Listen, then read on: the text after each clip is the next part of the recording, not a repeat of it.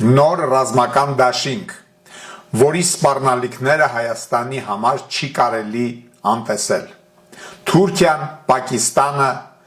և Սաուդյան Արաբիան ստորագրել են համաձայնագիր, այսպես կոչված Մեկկայի համաձայնագիրը, որի համաձայն հարձակումը այս երեք պետություններից որևէ մեկի վրա դիտարկվում է հարձակում այդ ռազմական դաշինքի վրա, և մյուս երկու պետությունները պետք է արձագանքեն, պատասխանեն։ Ինչ է սա նշանակում գործնականում։ Սաուդյան Արաբիան հզոր տնտեսություն ունեցող պետություն է։ Այնտեղ այնքան ազատ գումարներ կան, որոնք կարող են ներդրվել թուրքական ուժեղ ռազմաարդյունաբերության մեջ։ Եվ չմոռանանք, որ տասնամյակներ